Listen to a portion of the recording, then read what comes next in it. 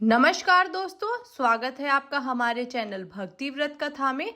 आज हम सुनेंगे वरुथनी एकादशी की व्रत कथा। इस एकादशी को सबसे शुभ और फलदायी माना गया है। मान्यता के अनुसार वरुथनी एकादशी करने से व्यक्ति के सारे पापों का नाश होता है और उसे सौभाग्य की भी प्राप्ति होती है। हिंदू धर्म शास्त्रों के अनुसार जो व्यक्ति वरुथनी एकादशी का व्रत पूरे मन और श्रद्धा से करता है उसे वैकुंठ लोक की प्राप्ति होती है।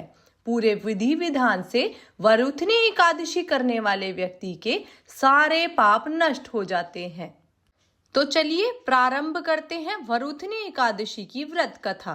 प्राचीन काल में माधंता नाम का एक राजा नर्मदा नदी के तट पर राज करता था। वह अत्यंत दानी और तपस्वी था। राजा हमेशा धार्मिक कार्यों और पूजा पाठ में लीन रहता था। एक बार जब राजा वन में तपस्या में लीन था, तभी ना जाने किस ओर से एक जंगली भालू आया और राजा के पैर को चबाने लगा।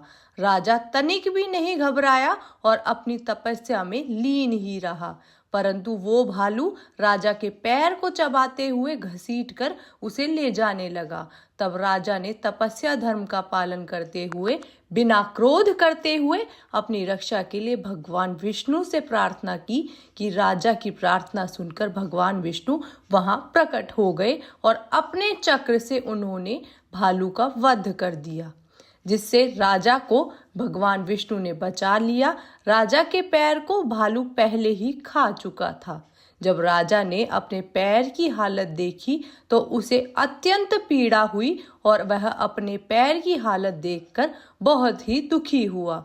अपने दुखी भक्त को देखकर भगवान विष्णु ने कहा, हे वत्स, तुम शोक न करो, तुम मथुरा जाओ और वरुथनी एकादशी का व्रत रखकर मेरे वराह अवतार की मूर्ति की पूजा करो। व्रत के प्रभाव से तुम फिर से संपूर्ण अंगों वाले हो जाओगे। भालू के द्वारा तुम्हारे पैर का नष्ट हो जाना तुम्हारे पूर्व जन्म के दुष्कर्म की सजा थी।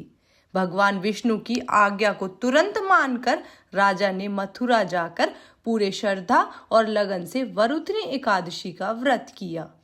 व्रत के प्रभाव से शीघ्र ही राजा पुनः संपूर्ण अंगों वाला और सुंदर हो गया था। तो यह थी वरुथनी एकादशी की व्रत कथा। वरुथनी एकादशी के दिन सुबह जल्दी उठकर स्नान करके स्वच्छ वस्त्र धारण करें। इसके बाद भगवान विष्णु की प्रतिमा को स्नान कराएं, उन्हें साफ सुथरे वस्त्र पहनाएं। प्रतिमा को रखने वाली चौकी पर गंगा जल अवश्य छिड़क कर इन्हें शुद्ध करें। इसके बाद भगवान विष्णु की अक्षत, दीपक आदि 16 सामग्री से पूजा करें। भगवान विष्णु को गंध, पुष्प, तुलसी आदि समर्पित करें। व्रत के दिन भगवान विष्णु को भोग अवश्य लगाएं। रात के समय भगवान विष्णु और देवी लक्ष्मी की पूजा भी अवश्य करें।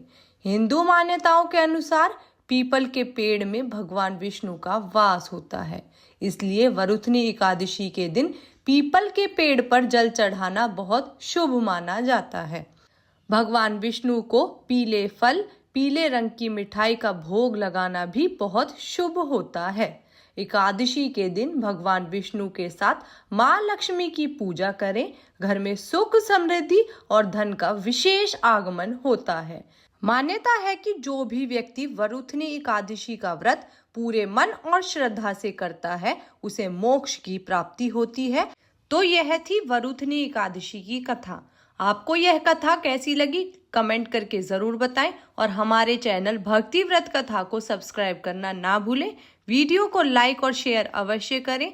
आने वाले सभी व्रत और त्योहारों की जानकारी और उनकी कथाओं के लिए हमारे चैनल पर बने रहें। धन्यवाद। जय श्री कृष्ण।